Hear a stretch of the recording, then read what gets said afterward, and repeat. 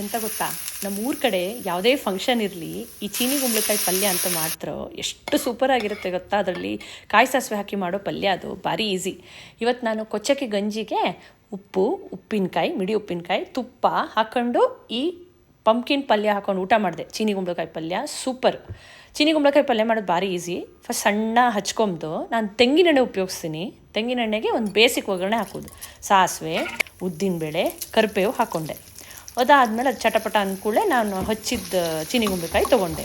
ಇದಕ್ಕೆ ಆಮೇಲೆ ನಾವು ನಿಧಾನಕ್ಕೆ ಅದೊಂಚೂರು ಬೆಂದ ಮೇಲೆ ಅರಿಶಿನ ಪುಡಿ, ಎಣ್ಣೆ ಸ್ವಲ್ಪ ಬೆಂದ್ಕೊಳ್ಳುತ್ತೆ, ಉಪ್ಪು, ಬೆಲ್ಲ, ಆಮೇಲೆ ಹುಣಸೆ ಹಣ್ಣಿನ ರಸ ಸ್ವಲ್ಪ ಹಾಕೋಬೇಕು. ಅಷ್ಟೊತ್ತಿಗೆ ನಾವು ಕಾಯಿ ಸಾಸ್ಮೆ ರೆಡಿ ಮಾಡ್ಕೊಳ್ಳೋಣ.